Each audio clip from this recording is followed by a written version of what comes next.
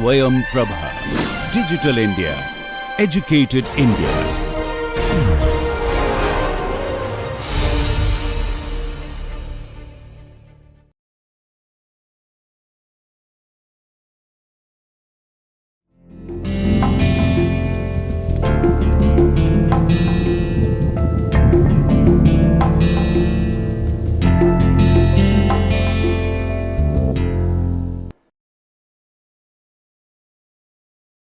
Hello viewers, welcome to SwayamPrabha.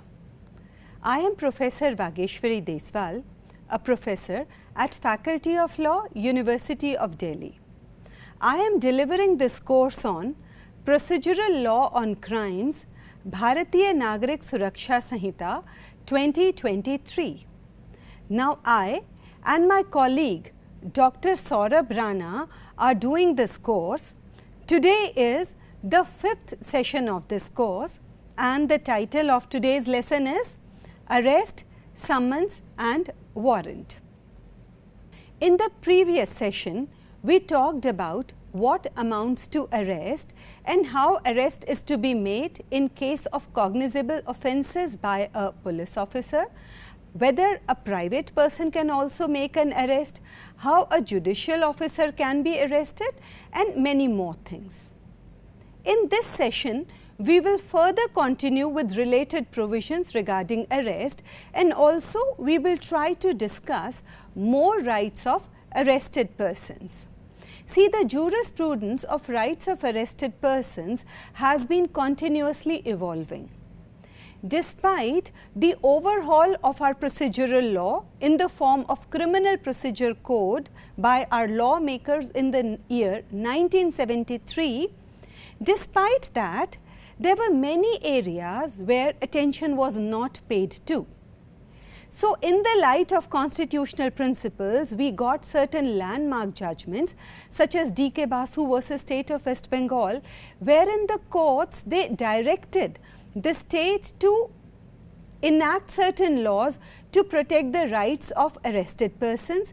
Until the time the law was not enacted in this regard, appropriate guidelines were laid down by the court and those guidelines they would serve as law till the time the centre came up with a proper law.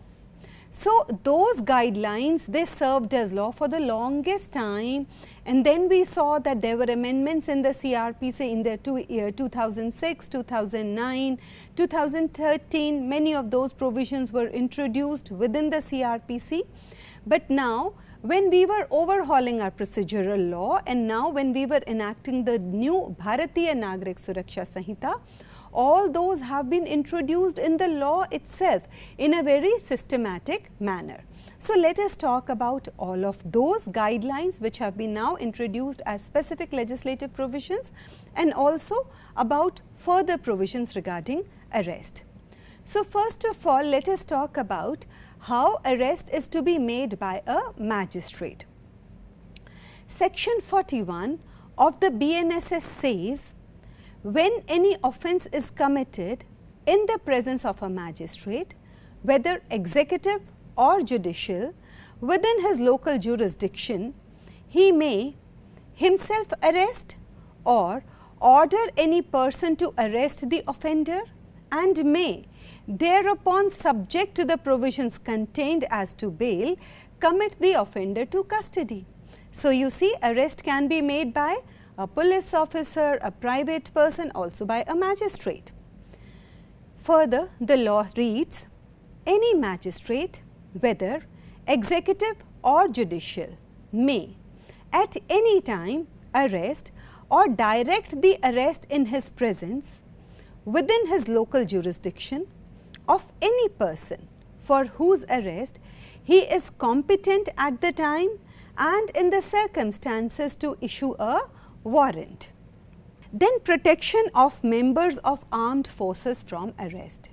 Because in the Bharatiya Nyaya Sanhita it has been expressly mentioned that members of armed forces, they are governed by their respective laws, whether it is the Army Act, Navy Act or the Air Force Act.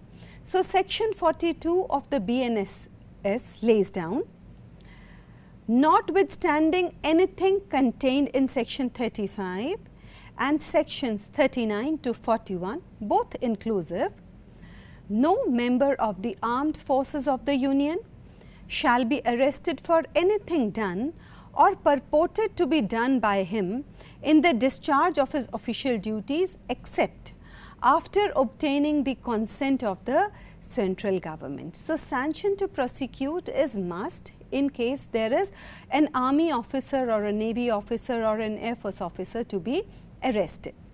Then the state government may by notification direct that provisions of subsection 1 shall apply to such class or category of the members of the force charged with the maintenance of public order as may be specified therein, wherever they may be serving, and thereupon the provisions of that subsection shall apply as if for the expression central government occurring therein, the expression state government were substituted. So, when any officer of the central government is to be prosecuted, first the permission to arrest has to be taken by the central government. Similarly, in case of officers of state government, those who are in the service of the state, the sanctioning authority shall be the state government. Now, how is arrest to be made? Section 43 lays down the law relating to that. It says, in making an arrest, the police officer or any person, other person making the same. So, here we are talking about whether it is a private person, whether it is a magistrate. So, what does the law say? In making an arrest, the police officer or other person making the same shall actually touch or confine the body of the person to be arrested, unless there be a submission to the custody by word or action. So, where the person to be arrested has himself voluntarily submitted to the custody, either expressly or impliedly, either by words or by action, then in such cases there is no need to physically touch or physically confine the person. Provided that where a woman is to be arrested, unless the circumstances indicate to the contrary, her submission to custody on an oral intimation of arrest shall be presumed, and unless the circumstances otherwise require, or unless the police officer is a female, the police officer shall not touch the person of the woman for making her arrest. So, in cases of women, physical force is to be used only when it is absolute must. So, if the woman has herself submitted into the custody, then there is no need to actually physically touch or confine her. Then, if such person, that is the person who is to be arrested, forcibly resists the endeavour to arrest him or attempts to evade the arrest, then such police officer or other person may use all means that are necessary to effect the arrest. So, see, if a person is forcibly resisting the endeavour, as it is, you cannot use force against the lawful acts of a public servant. But still, if a person is trying to do so, forcibly trying to resist, forcibly trying to run away, then as much of force as is required to apprehend him. Because see, here we have to use force only that is proportionate to the force that is being used by the person to get away. And the force that is being used is only being used to restrain him, to avoid him from running away. So, we should not be using force which is disproportionate to what is required to apprehend him. Just as much of force is allowed in which we can stop the person from running away. Then subsection 3. Now, this is a new provision which has been introduced. It says the police officer may, keeping in view the nature and gravity of the offence, use handcuff while making the arrest of a person, while producing such person before the court who is a habitual or repeat offender. So, you see, as it is, when we read the term handcuff, we find that it is a reprehensible term. We find that it is an overuse of authority which has been vested in the law authorities, in the executing authorities, in the executive, that is the police. But See, the law has further clarified. It is not that handcuffs are to be used indiscriminately. There are special conditions wherein handcuffing has been permitted, and see, the law has specified it. It says, while making the arrest or while producing the person before the court, in which cases when the accused is a habitual or repeat offender or one who has escaped from custody. So, in such cases it is important to contain the person. For that we might have to use handcuffs. Or one who has committed offence of organized crime, see, serious kind of a crime, terrorist act, drug related crime, or illegal possession of arms and ammunition, murder, rape, acid attack, counterfeiting of coins and currency notes, human trafficking, sexual offence against children, or offence against state. So, it is only in these cases, this limited number of cases which have been laid down in this subsection, that these are all because very serious natured crimes. So, it is only in these cases that usage of handcuff has been permitted. Either ways, we had a decision regarding usage of handcuffs in which the courts had held that usage of handcuffs is what we call as inhuman. But then when you go through the crux of that judgment, the court has also justified that in extreme cases handcuffs can be used. But then again, handcuffs, they are not to be used in a regular or routine fashion. See, what did the court say? The judgment is a Supreme Court judgment in the case of Prem Shankar versus Delhi administration. The judgment reads, whether handcuffs or other restraint should be imposed on a prisoner is primarily a matter for the decision of the authority responsible for his custody. It is a judgment to be exercised with reference to each individual case. It is for that authority to exercise its discretion. No prior decision of an external authority can be reasonably imposed on the exercise of that power.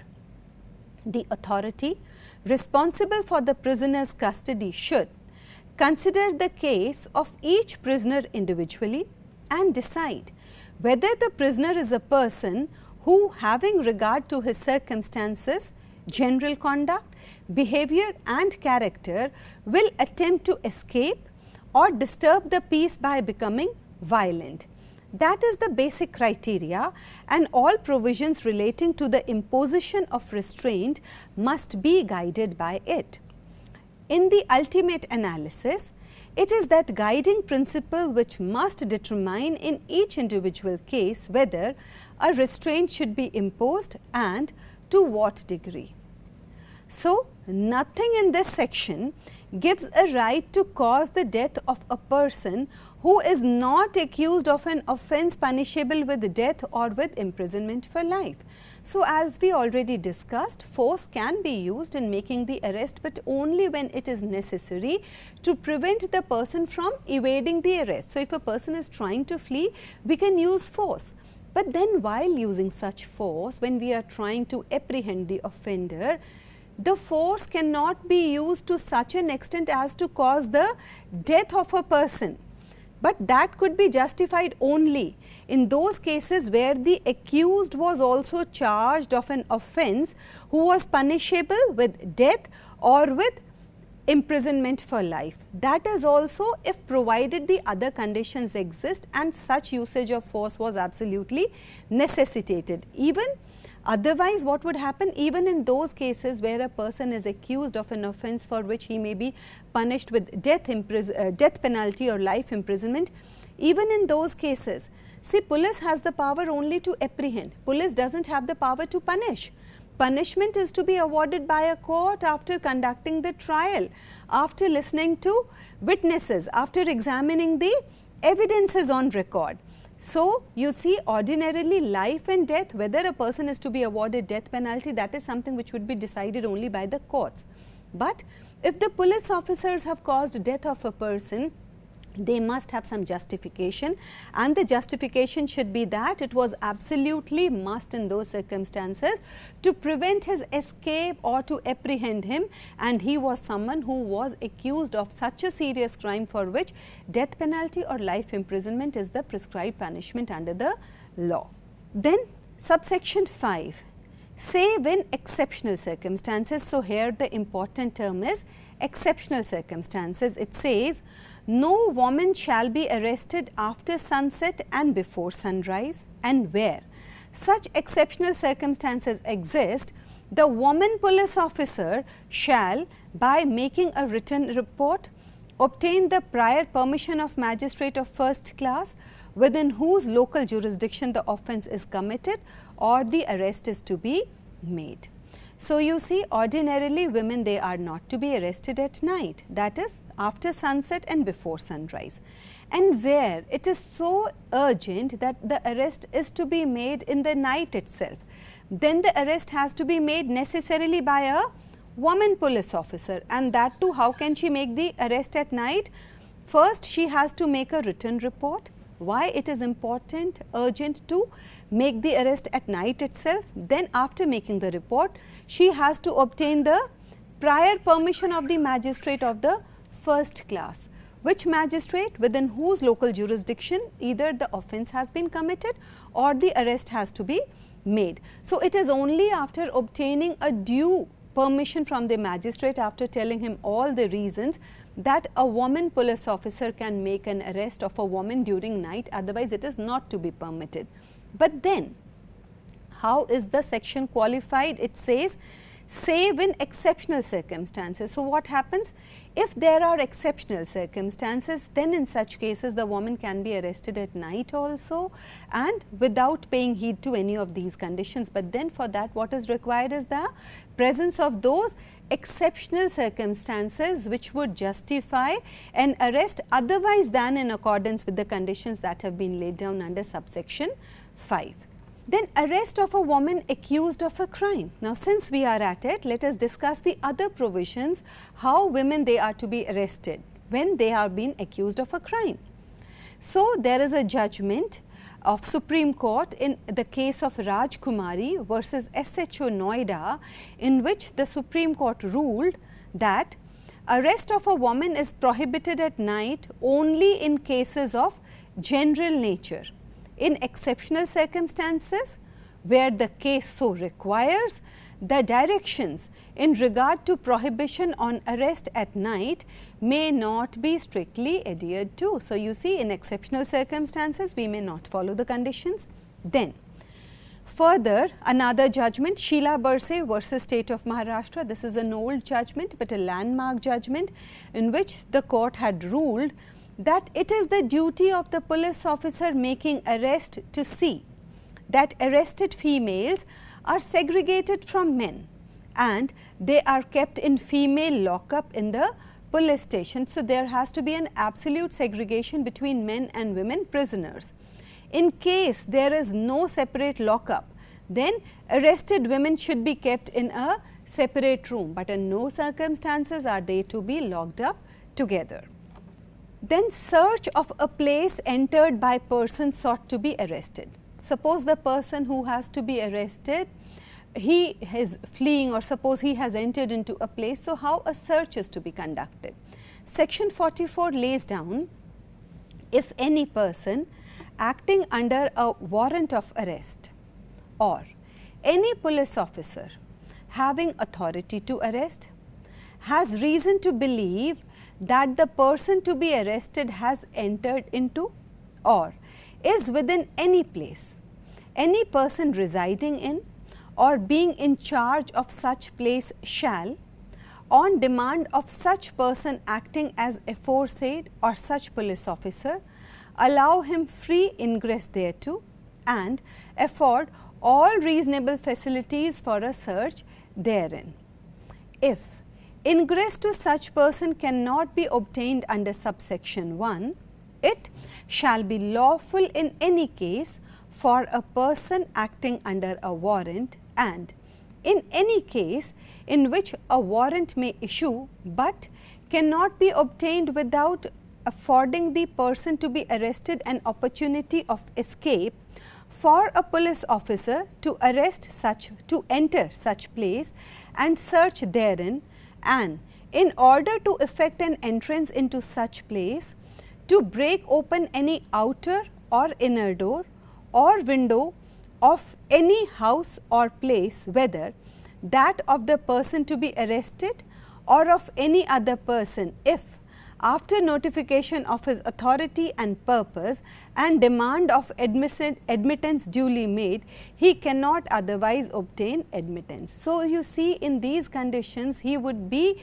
authorized to even break open any door or window or any place that he needs to break open in order to effect his ingress, in order to arrest the person. So, in such cases, see, ordinarily if you break any door, any window in order to effect an ingress, it amounts to house trespass, it amounts to mischief, to destroy a property. But where a police officer is necessitated by circumstances to resort to such force in order to effect his ingress, in order to arrest that accused person, then in such cases that has to be permitted. Then provided that if any such place is an apartment in the actual occupancy of a female, who not being a person to be arrested, so that woman, she is occupying the place, and that is, the woman is not the one who is to be arrested, there is someone else who is to be arrested, but the other person might be hiding at a place where there is a woman who is in charge of that place. Then if it is in the actual occupancy of a female who according to custom does not appear in public, then such person or police officer shall, before entering such apartment, give notice to such female that she is at liberty to withdraw, and shall afford her every reasonable facility for withdrawing, and may then break open the apartment and enter it. Then any police officer or other person authorized to make an arrest may break open any outer or inner door or window of any house or place in order to liberate himself or any other person who, having lawfully entered for the purpose of making an arrest, is detained therein. See, sometimes what happens, a police officer enters a place in order to effect an arrest, and the people therein, they flee and they lock the police officer or other person from outside. Now, the person, how is he supposed to effect his release? The police officer, now he has been placed under arrest in a house wherein he had entered in order to fulfill his duties and arrest a person. But when he is locked inside, so how will he come outside? He has every right to break open the doors or windows or whatever he needs to do in order to effect his release from that place. So, that would not amount to any mischief or destruction of property or anything. Then section 45 talks about pursuit of offenders in other jurisdictions. See, under criminal law, jurisdiction has a very important role to play. Police officers have the right to arrest offenders and apprehend those people who are guilty of either committing a crime within their jurisdiction or who have tried to flee their jurisdiction. In such cases, what is required is that they can arrest the person, but if the person flees their jurisdiction, he enters into any other jurisdiction, then what is the police officer supposed to do? As per section 45, he can pursue the offender into other jurisdictions. The law says a police officer may, for the purpose of arresting without warrant any person whom he is authorized to arrest, pursue such person into any place into India. So, you see, this is talking about when you can act beyond your jurisdiction also. That is permitted only when you are in hot pursuit. Otherwise, what would the objective of having these territorial divisions? So, when a person is fleeing, an accused is fleeing, and you are on the heels of that person, you are pursuing that person. So, even if the accused person manages to enter into some other jurisdiction, the police officer would be justified in following that person in that other jurisdiction, arresting him and bringing him back. But then, in such cases, what is to be taken care of is that at the earliest possible opportunity, the police officer within whose jurisdiction such arrest was made should be informed that this accused person, he was arrested from your jurisdiction. Now, why is that required? Because first is the arrest was made from the jurisdiction of that other police officer, and second, it is quite possible that during when this person was fleeing from justice, there is a possibility he might have committed some other crime for which he might be required in that jurisdiction also.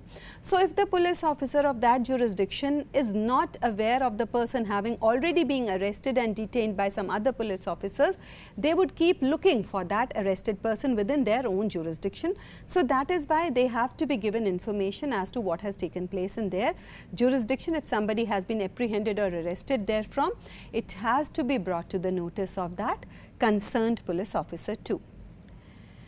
Then, no unnecessary restraint.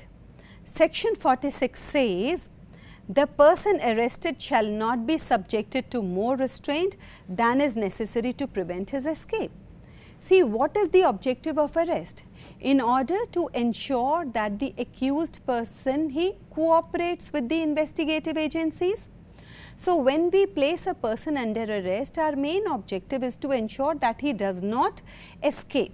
So, the force that we use in order to detain a person should not be disproportionate to the force that is actually required to keep that person in custody. So, this would be very subjective depending upon the facts and circumstances of each and every case, that is how much of restraint would be necessitated in any given particular case. Now, section 47, person arrested to be informed of grounds of arrest and a right to bail. Now, this is a duty on the police officer. Section 47 says, every police officer or other person arresting any person without warrant shall forthwith communicate to him full particulars of the offence for which he is arrested or other grounds for such arrest. And where a police officer arrests without warrant any person other than a person accused of a non-bailable offence, he shall inform the person arrested that he is entitled to be released on bail and that he may arrange for sureties on his behalf. See, here says any person other than a person accused of a non-bailable offence. See, in bailable offences, bail is a matter of right. So, the moment the accused arranges to for sureties on his behalf, he might be forthwith released on bail. Section 48, obligation of person making arrest to inform about arrest etc. to relative or friend. So, now you see there is a duty on the police officers themselves that information as to every arrest that is made by them has to be made to a relative or friend of the accused or arrested person, so that they can make arrangements to secure his release. The law says every police officer or other person making any arrest under this Sanhita shall forthwith give the information regarding such arrest and place and where the arrested person is being held to any of his relatives, friends or such other persons as may be disclosed or nominated by the arrested person for the purpose of giving such information, and also to the designated police officer in the district. So, you see under this provision now, information of the arrest has to be conveyed to the designated police officer from the spot of arrest itself. This is a new provision that has been introduced in relation to designated police officers. Section 49 talks about search of arrested person. It says, whenever a person is arrested by a police officer under a warrant which does not provide for the taking of a bail, or under a warrant which provides for the taking of bail, but the person arrested cannot furnish bail, and a person is arrested without warrant or by a private person under a warrant and cannot legally be admitted to bail, or is unable to furnish bail, the officer making the arrest or when the arrest is made by a private person the police officer to whom he makes over the person arrested may search such person and place him in safe custody all articles other than necessary wearing apparel found upon him, and where any article is seized from the arrested person, a receipt showing the articles taken in possession by the police officer shall be given to such person. Subsection 2. Wherever it is necessary to cause a female to be searched, the search shall be made by another female with strict regard to decency. So, this is an absolutely must provision that see no woman can be searched except by another woman. Search of a woman wherever necessary, that is to be necessarily done by another woman, and the most important aspect is the search of a woman has to be done with strict regard to decency. Under section 50, there is provision regarding power to seize offensive weapons.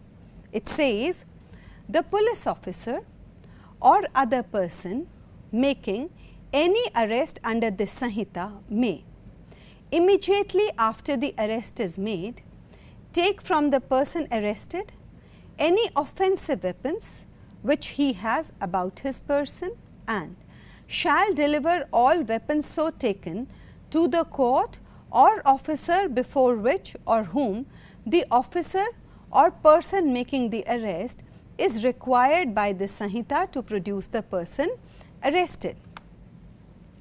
Now, coming to medical examination.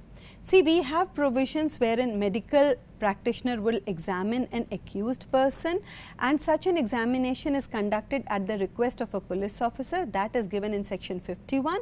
Then there is another provision wherein the accused may request for his medical examination to be conducted. First, let us deal with section 51.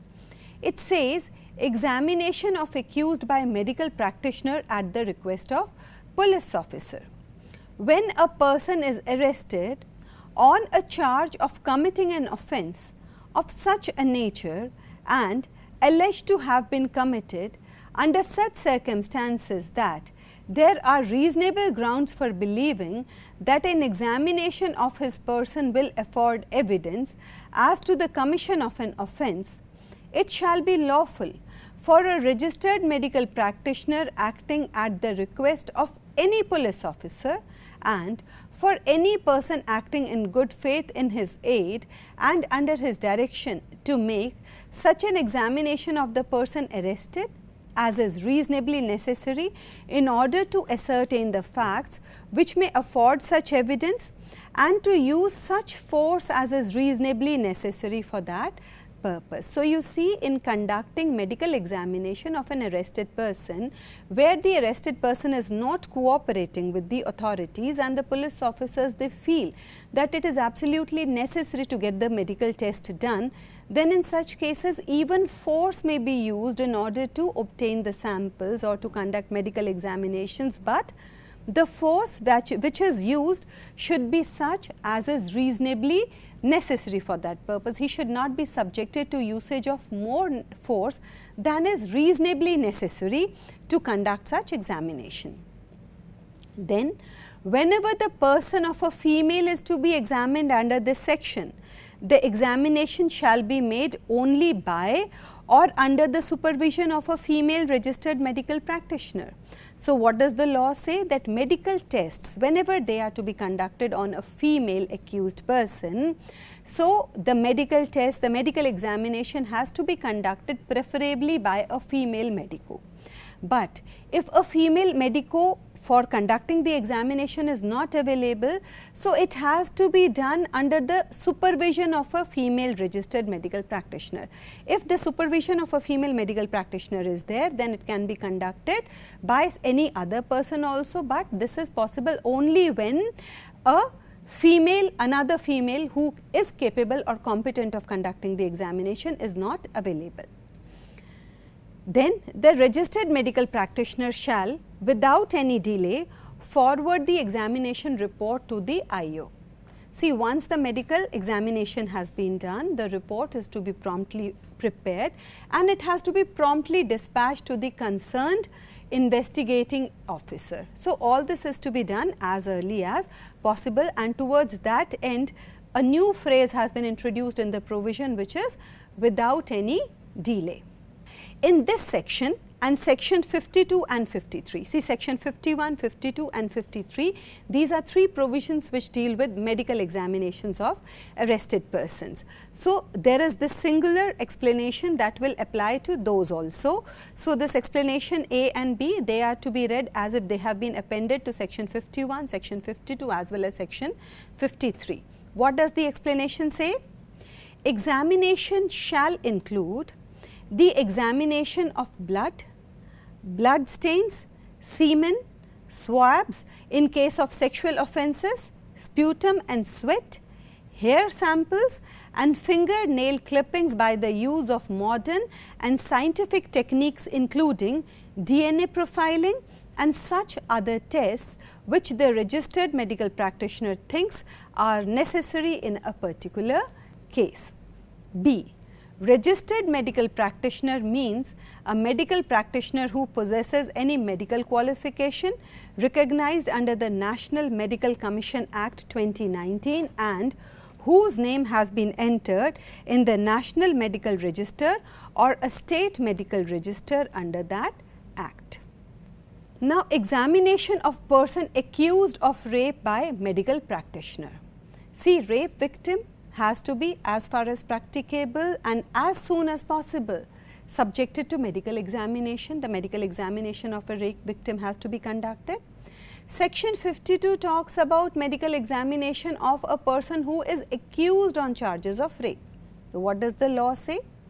When a person is arrested on a charge of committing an offence of rape or an attempt to commit rape, and there are reasonable grounds for believing that an examination of his person will afford evidence as to the commission of such offence, it shall be lawful for a registered medical practitioner employed in a hospital run by the government or by local authority, and in the absence of such a practitioner within the radius of 16 kilometers from the place where the offence has been committed, by any other registered medical practitioner. See, if there is no government medical practitioner available within a radius of 60 kilometers, then in such cases the medical examination can be done by a private registered medical practitioner also, who would be acting at the request of any police officer and for any person acting in good faith in his aid and under his direction to make such an examination of the arrested person and to use such force as is reasonably necessary for that purpose. The registered medical practitioner conducting such examination shall, without any delay, examine such person and prepare a report of his examination giving the following particulars, namely. So, all these particulars, they have to be necessarily mentioned in the report when it is prepared after medically examining a person who has been accused of a crime as heinous as rape. So, what are the ingredients of that report? What all does the report have to necessarily contain? Subsection 2 lays them down. 1. The name and address of the accused and of the person by whom he was brought. Second, the age of the accused. Third, marks of injury, if any, on the person of the accused. Fourth, the description of material taken from the person of the accused for DNA profiling and other material particulars in reasonable detail. Then, the report shall state precisely the reasons for each conclusion arrived at, the exact time of commencement and completion of examination shall also be noted in the report. The registered medical practitioner shall, without any delay, forward the report to the investigating officer, who shall forward it to the magistrate referred to in section 193 as part of the documents referred to in clause A of subsection 6 of that section. Then section 53 deals with examination of arrested person by medical officer. So, students, while section 51 talks about examination of arrested person by medical officer at the request of the investigating officer, section 53 talks about medical examination of the arrested person at the request of such an arrested person. See, the objectives are manifold. The arrested person, he wants to be medically examined in order that there might be a proper report as to whether there were any injury marks on his person. How would that help him? Because in case he is subjected to any torture in the police custody, then that would be on record. So, what does the law say? When any person is arrested, he shall be examined by a medical officer in the service of central government or a state government, and in case the medical officer is not available, by a registered medical practitioner soon after the arrest is made. Provided that if the medical officer or the registered medical practitioner is of the opinion that one more examination of such person is necessary, he may do so.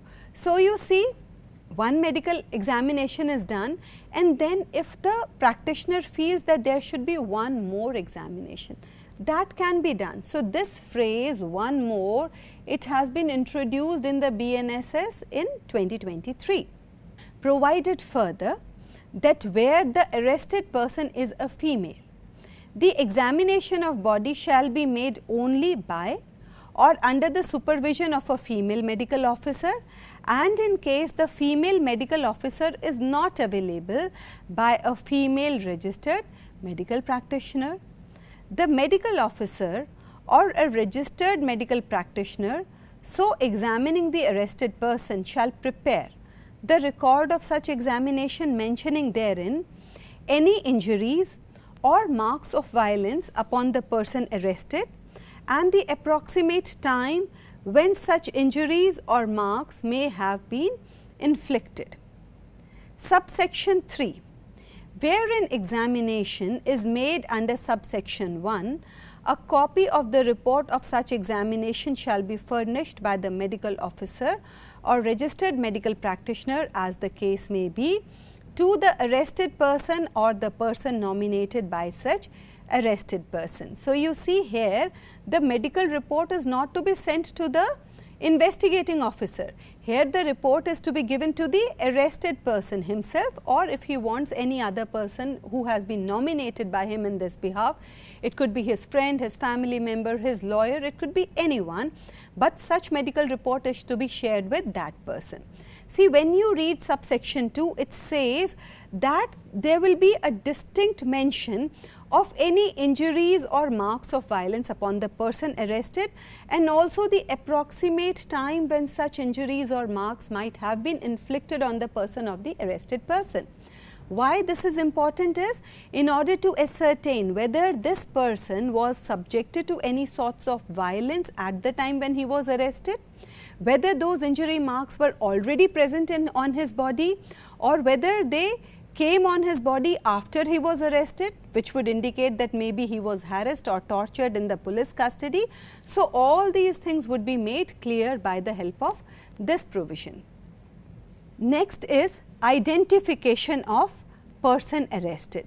Section 54 lays down that where a person is arrested on a charge of committing an offence and his identification by any other person or persons is considered necessary for the purpose of investigation of such offence, the court, having jurisdiction, may, on the request of officer in charge of a police station, direct the person so arrested to subject himself to identification by any person or persons in such manner as the court may deem fit.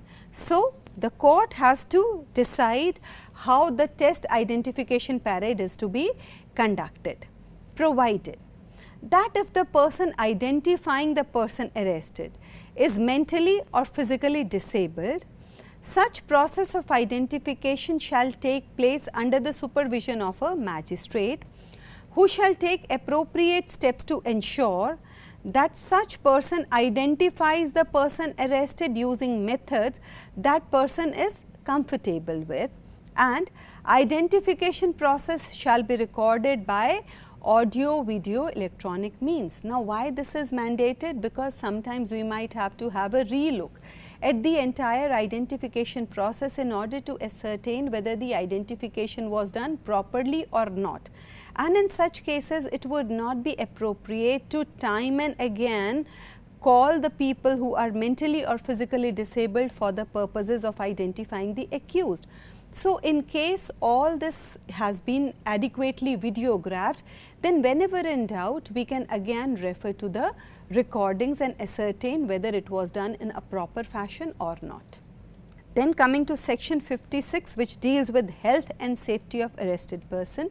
See, section 56 imposes an obligation on the state. It says, it shall be the duty of the person having the custody of an accused to take reasonable care of the health and safety of the accused person. So, now the state authorities who have conducting the arrest, in whose custody the person arrested has been lodged. So, it is their responsibility to ensure that health and safety of the accused person, they are not compromised with, and proper care is taken. Section 57.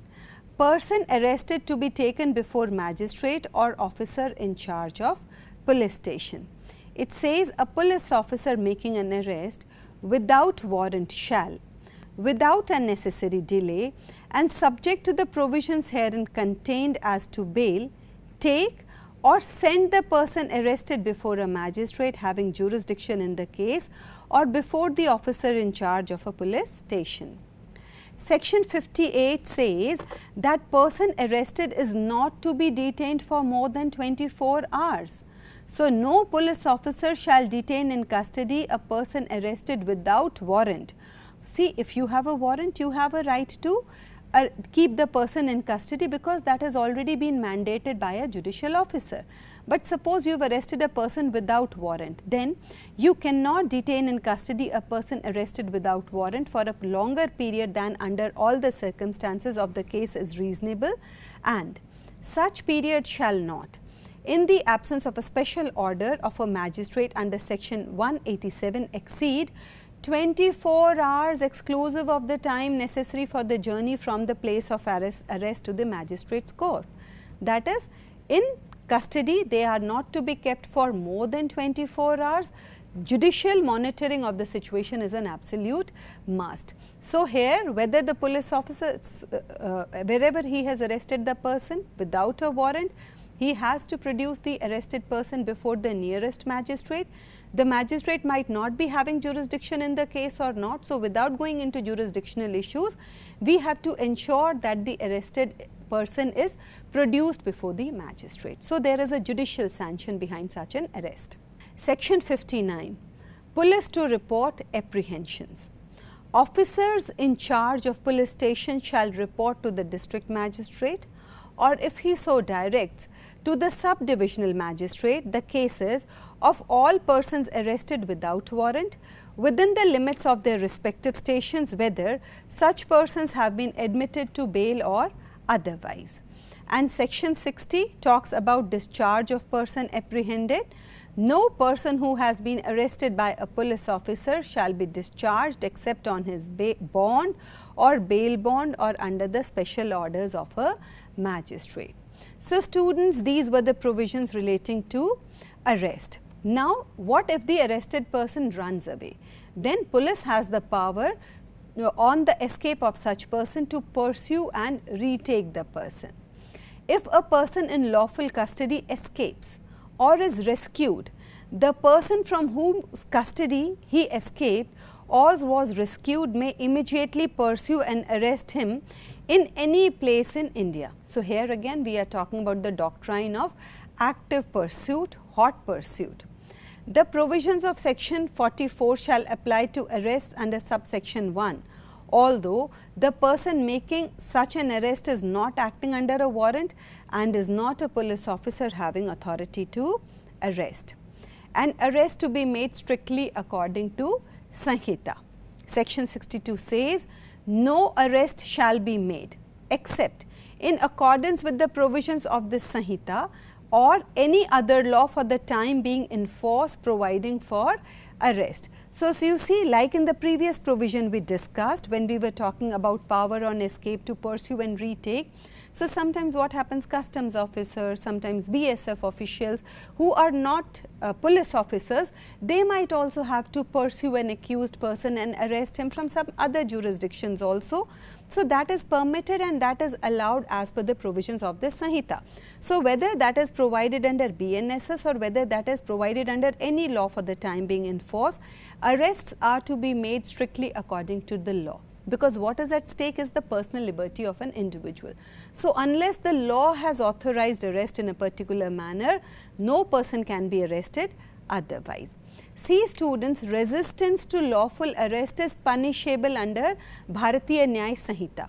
If the police officer is lawfully exercising his duties and comes to arrest a person, the person cannot evade a lawful arrest. There is no right of private defense against lawful acts of public servants, but if the police officer has no power to arrest at all and his action is totally without jurisdiction, then in such cases the person who has to be arrested has a right to private defense and can repel the arrest, which is an unlawful arrest, by using violence also as much as the person requires in order to protect himself against unlawful arrests. Now we come to the next topic, which is processes to compel appearance. Section 63 to section 71 of the BNSS deals with summons, and section 72 to section 83 of BNSS deals with warrant. So what is a summon? A summon is a court order requiring a person to appear in court, while a warrant is a court order authorizing law enforcement to conduct a specific action such as search or arrest. Now, who can issue a summon? A summon is typically issued by a court clerk, while a warrant is issued by a judge or a magistrate. So, summons provide legal notice to a party about a lawsuit. It is the first official notice that a defendant receives to notify him or her that he or she is being sued. In some instances, the summons may specify a specific court date, but in others it does not. The summons shall indicate the name of the court before which the person is required to remain present, along with the details of the case and the date on which the person is required to appear before the court. Section 63 lays down the form of summons.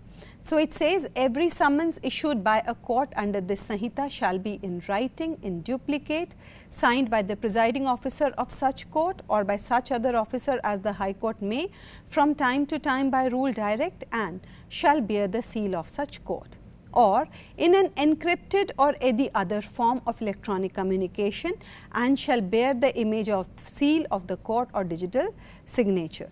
Section 64 lays down how summons are to be served. It says every summons shall be served by a police officer or subject to such rules as the state government may make in this behalf by an officer of the court issuing it or other public servant, provided that the police station or the registrar in the court shall maintain a register to enter the addresses, email address, phone number and such other details as the state government may by rules provide.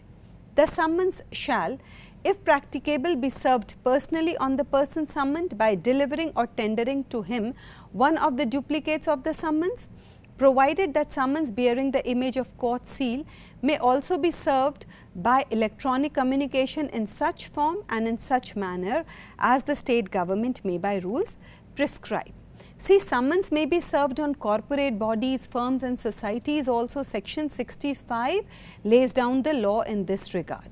Section 66 talks about service when person summoned cannot be found. So, what is to be done when the person summoned cannot by the exercise of due diligence be found? Then summons may be served by leaving one of the duplicates for him with some adult member of his family. See, earlier the law said the summons was to be left with some adult male member. Now the new laws have decolonized our legal system, and they have also made it gender neutral to some extent. So here it just mentions adult member of the family. It does not mention adult male member of the family, but the adult member of the family should be residing with him, and the person with whom the summons is so left shall, if so required by the serving officer, sign a receipt therefore on the back of the other duplicate. See, explanation clarifies that a servant is not a member of the family within the meaning of this section. Then section 67 lays down the procedure when service cannot be effected as has been provided. Then section 68 talks about service on government servants, and section 69 lays down the law relating to service of summons outside local limits. See, what would happen when serving officer is not present? Then what would be the proof of service in such cases?